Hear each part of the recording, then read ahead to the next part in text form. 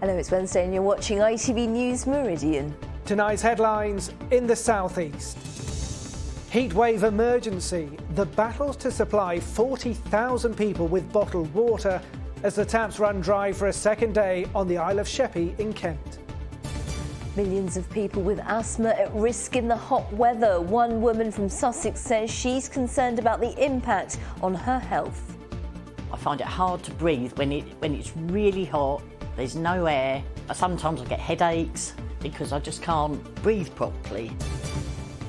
8 candidates, including Kent MP Tom Tugendhat, face the first ballot in the Conservative Party leadership contest. We're live at Westminster with the latest. And in a journey inspired by Chaucer's Canterbury Tales, refugees cross the south of England campaigning for a change in immigration rules. Good evening. Thousands of homes across the Isle of Sheppey in Kent have endured a second day without running water after a broken supply pipe was repaired only to break again. A huge Southern Water operation to deliver bottled water to 40,000 people was described as chaotic by some residents as supplies failed to reach everyone in urgent need of help. In the last hour, Southern Water has said once again that the problem is fixed, but for many the taps are still running dry. Tom Savides reports. As the temperatures rise, so does the need for water. Those on the Isle of Sheppey have spent a second day without supplies. By foot and by car, they're collecting bottles of water from the Working Men's Club in Minster, which has been turned into a distribution centre. Collecting water, we're shortage, we ain't got nothing.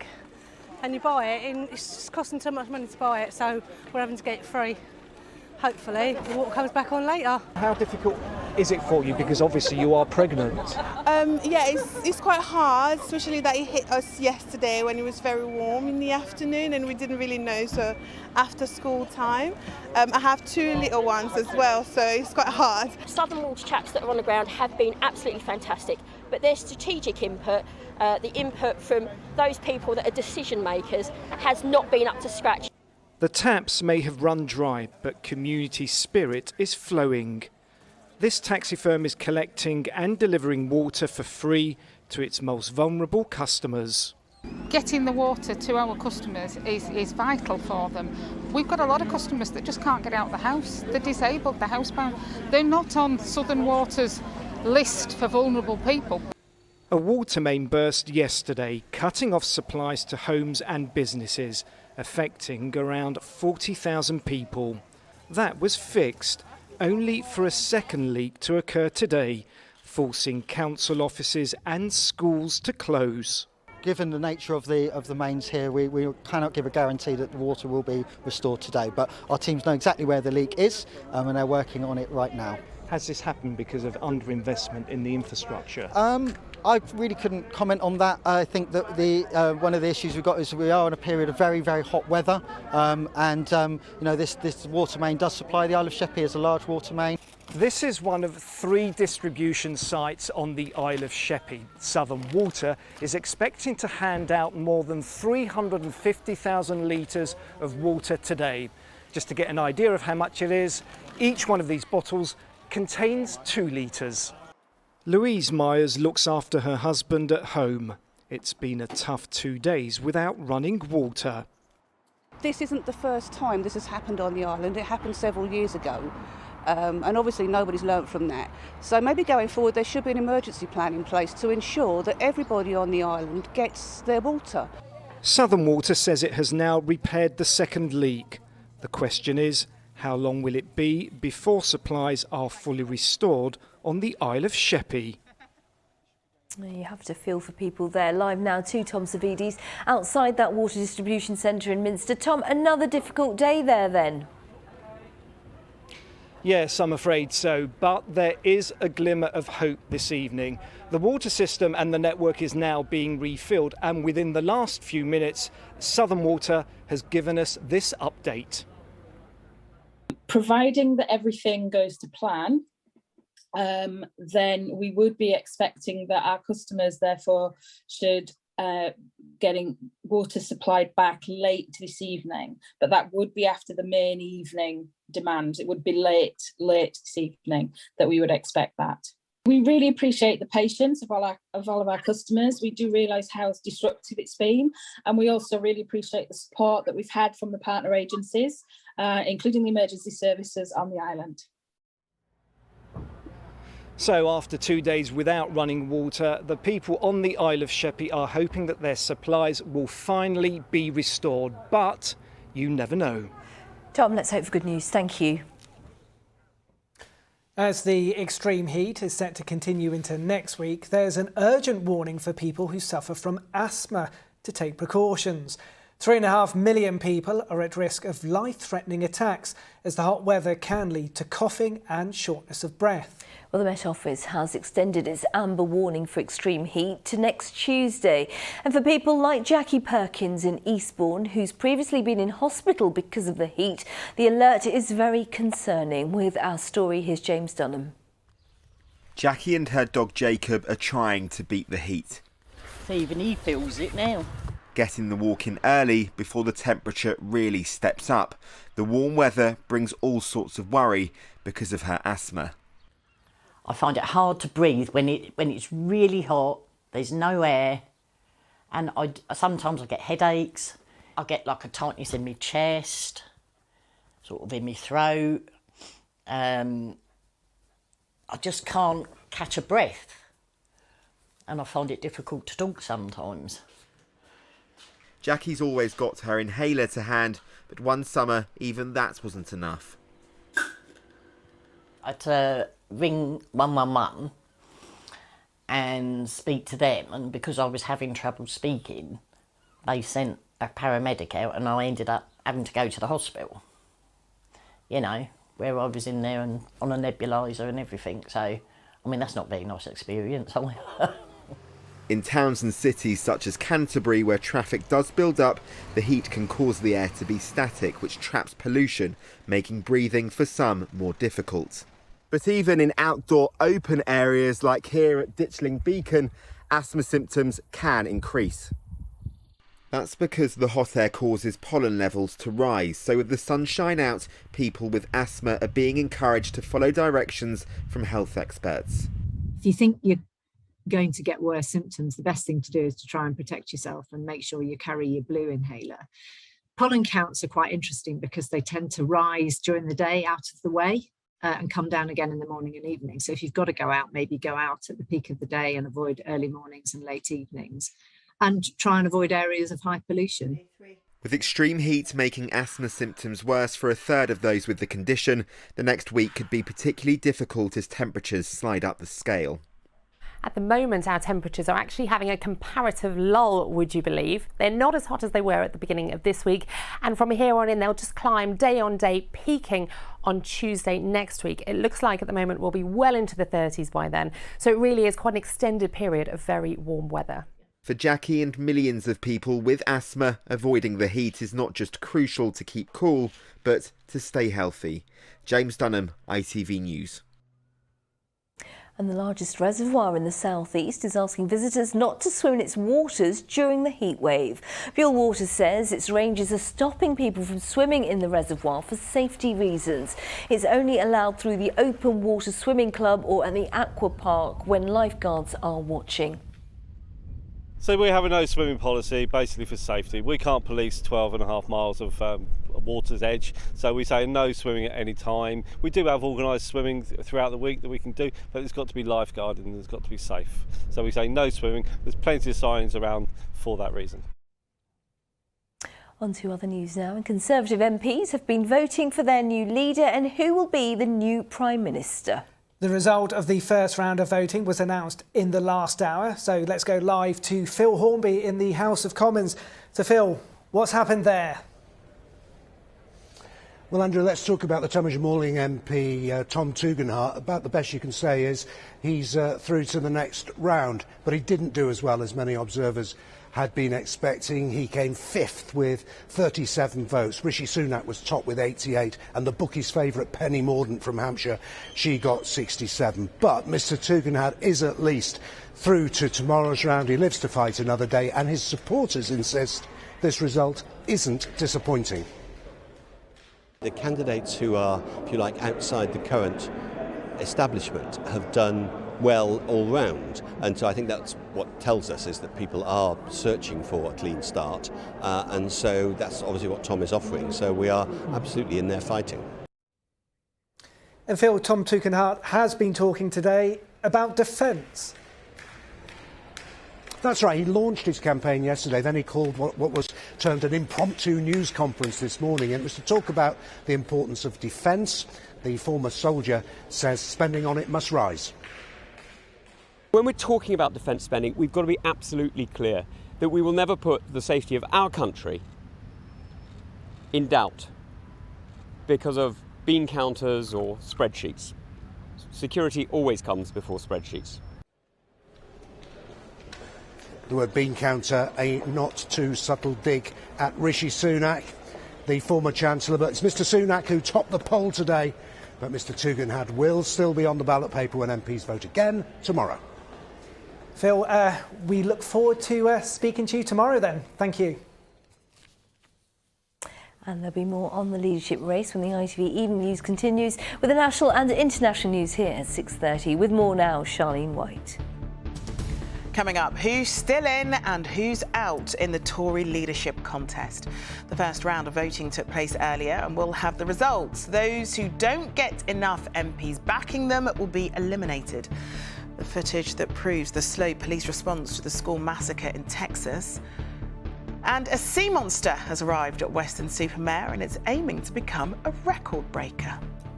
Join us for these stories and more from 6:30. Rail staff will strike again in exactly 2 weeks' time after the latest pay offer from Network Rail was described as paltry.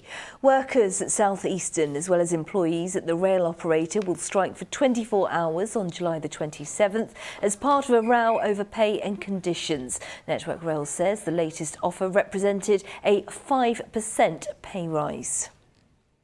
A man from Kent has been arrested in connection with alleged abuse sent to Deputy Labour leader Angela Rayner. The 37-year-old, along with another man, is accused of malicious communications over an email sent her just over 2 months ago. Both have been released pending further inquiries. You're watching ITV News in the Meridian region. Coming up. South East pawnbrokers are busier than ever as the cost of living crisis bites. And if it's already too warm for you, brace yourself for things to hot up even more early next week. I'll have the full forecast. And you can find more on today's top stories from right across the southeast on our website, itv.com/Meridian. You can call us on 0808 1010 095 and you can follow us on Facebook, Twitter and Instagram.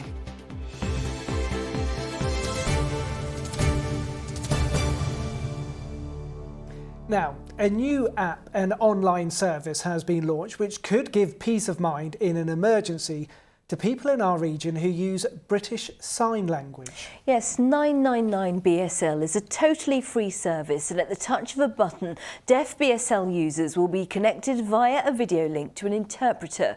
It's thought the move could help save many lives and improve independence among the deaf community. Matt Price has more. In a crisis, being able to contact 999 and explain what the problem is can be the difference between life and death. Up until now, people who are deaf have used a text service to connect with the emergency services, but now a new app will allow people to use British Sign Language.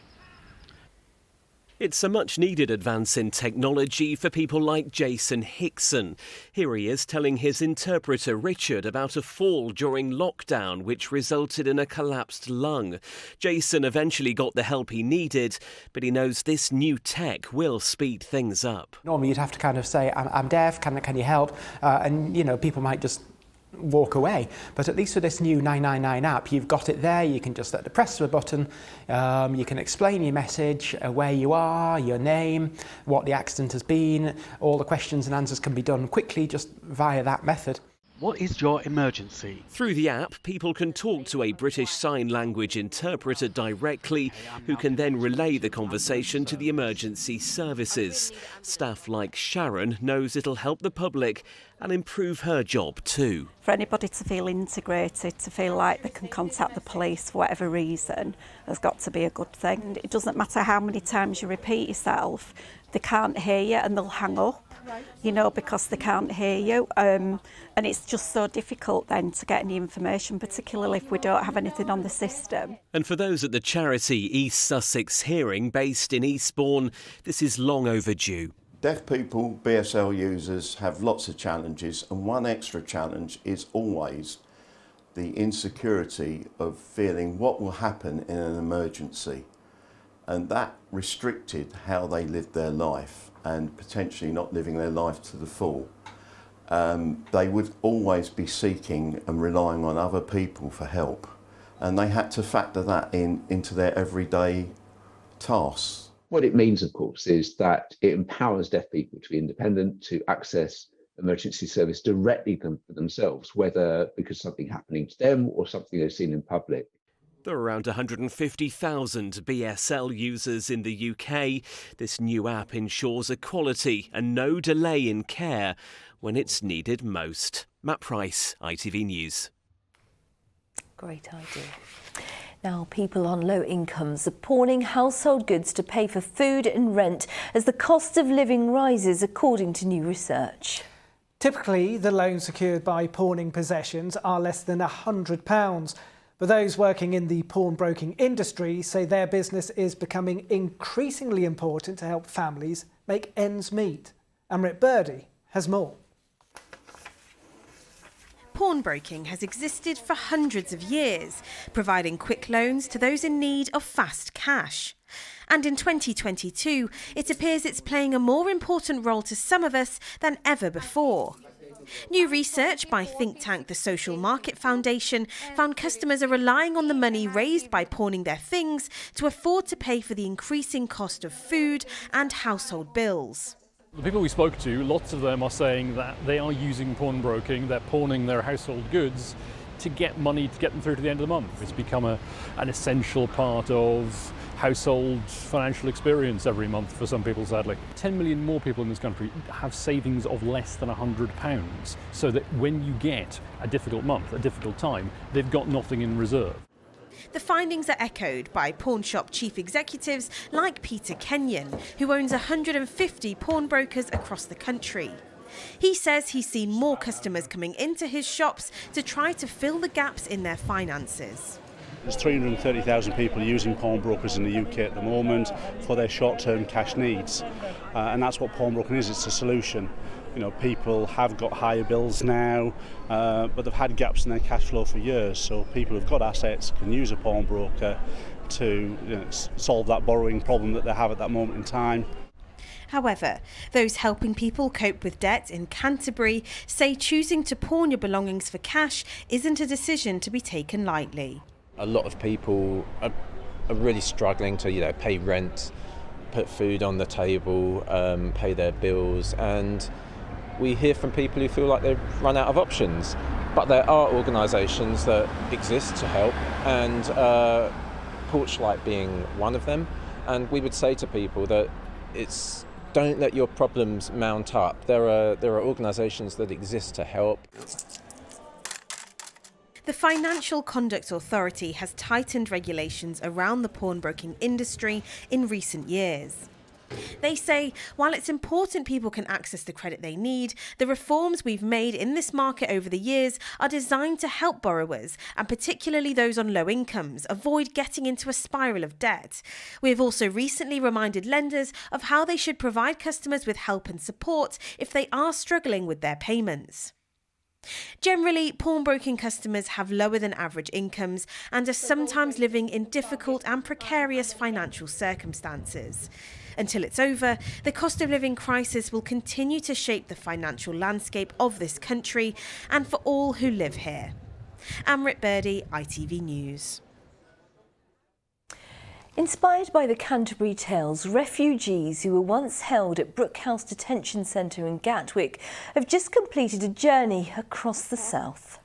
Entitled The Refugee Tales, the 4-day trek was inspired by the work of the Gatwick Detainees Welfare Group, campaigning for changes to immigration rules, sharing their own stories at every stop. Tony Green went to meet them.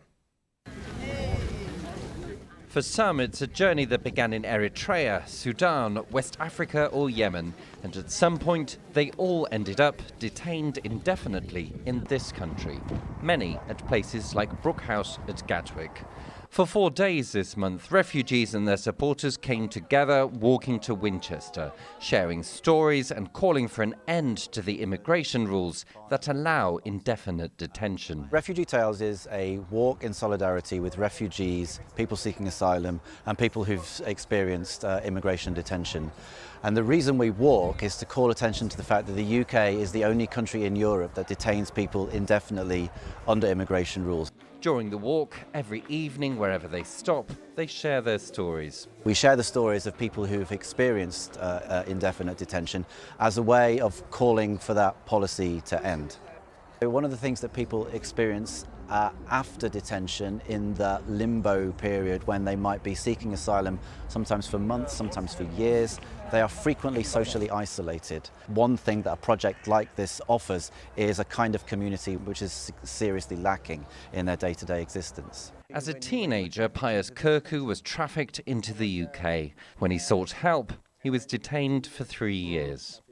It's very wonderful to come out here to work with various people that I've never met before, and they share the passion, they share this common aim of working in solidarity with refugees, asylum seekers and people being detained. When I started doing Refugee Tales walks in 2015, I was very aware that we might meet hostility along the way. We've never met any hostility. There've been 2 people in all the time I have been walking who have spoken out against us. Mostly people receive what we have to say with courtesy and interest. Mohamed Abeka fled the war in Sudan. Arrested after arriving in a lorry, he ended up in and out of detention for 4 years. This Refugee Tales basically is also like my family, and also they help a lot to the refugee specifically who they are in detention centers. And I have been through very badly, so that's why I just want to continue with them and to raise awareness to all other people who they don't know what's happening, so this will never happen again. More than many, these people feel their freedom is fragile. This walk, their campaign trail to a future without detention. Tony Green, ITV News. Now, Drusilla's Park is celebrating the arrival of its first capybara baby in 11 years. That's what a capybara is. I wasn't sure earlier. Keepers say Clementine was struggling to find a partner until they matched her with Augustus. They're now happy to say they're proud parents. Congratulations to Clementine and Augustus. Now the search is still on for a fantastic fundraiser to represent our region at the Daily Mirror Pride of Britain Awards. And as always, we need your help. It's perhaps an individual who's dedicated years to raising money for good causes. Whatever their story, we'd love to hear about them. The Pride of Britain Awards are back. It's the celebrity-packed bash with some of the biggest names in Britain. But where the stars of the show are not famous at all, they are everyday heroes. The Daily Mirror Pride of Britain Awards celebrate ordinary folk who do extraordinary things. And once again, we want to recognise your unsung heroes.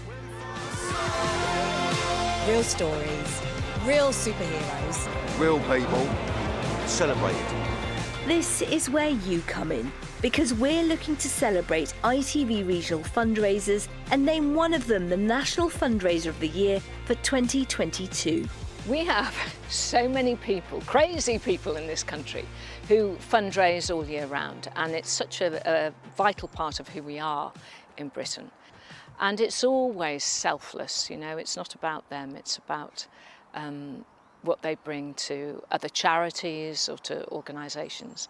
And those are the people we want to be nominated. If you know someone who fits the bill, we want to hear from you. It could be someone like Jeremy Daubney from Tunbridge Wells, who was ITV Regional Fundraiser of the Year last year. Jeremy raised money for the Motor Neurone Disease Association and the Brain Tumour Charity. If you'd like to nominate someone, you can head to our website. That's itv.com/Pride of Britain. You can only nominate individuals and they must be aged 18 years old or over. The closing date is Friday the 12th of August, and full terms and conditions can be found on our website. So get thinking and nominating.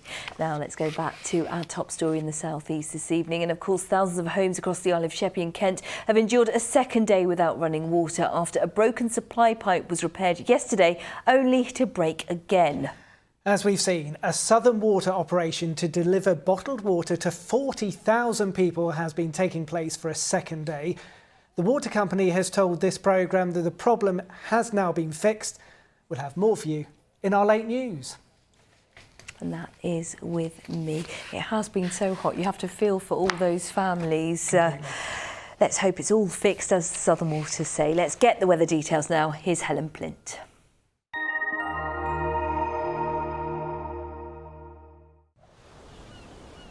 Feels like home, whatever the weather. Valent Boilers and Heat Pumps sponsors ITV Meridian Weather. Hello again, a very good evening to you. Well, our temperatures quickly ramping up over the weekend and beyond. For now, we're already above where we should be for the time of year. Plenty of sunshine to come, and once we lose that risk of showers this evening, a lot of dry weather too. But it's Sunday to Tuesday when that amber warning for extreme heat comes into force, and this is why. So high pressure swings into view, not only batting away the effects of those frontal systems, but as it pushes east, you can see just allows that curl of much hotter air to head towards us from the south. So at the moment, looking likely like the temperatures will peak on Tuesday, highs of 34 degrees or thereabouts possible, and thereafter even staying pretty warm through the rest of the week. Out there at the moment, well, we've still got dribs and drabs of dampness, a couple of showers to be had in southern coasts, but actually generally things are relatively calm and quiet overnight. Sorry skies taking over, and well, you can see our temperature still holding up 16, 17, maybe even 18 degrees as a minimum in some spots. So it's still pretty stuffy, but potentially not quite as high as the temperatures were last night. They work their way up quite swiftly again, though, tomorrow morning with an injection of more sunshine. Generally clearer, bluer skies tomorrow. We may just see the odd rogue shower in the morning, but very few and far between.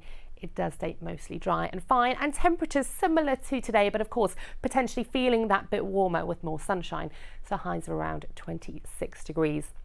Quick look then at the times of high water, and in Margate, for example, it'll be high tide at about 1:45 in the morning, and again about 5 or 6 minutes past 1 at lunchtime.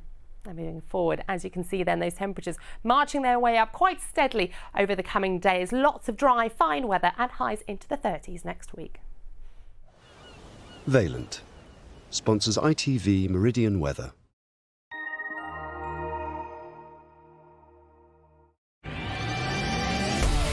Hello, summer. Piri sponsors ITV Pollen Count. So over the next few days, with plenty of sunshine, and of course as those temperatures peak, so too do the pollen levels. We're looking at high right the way through until the weekend. I'll see you later. Bye-bye. Please do take care in this hot weather. In just a moment, the ITV Evening News with Charlene White. Well, Sangeeta has our late news. Yeah, I'm looking forward to being in the studio. It's lovely and cool in here. From all of us here, thank you for watching, and hopefully see you later. Bye-bye. Bye-bye.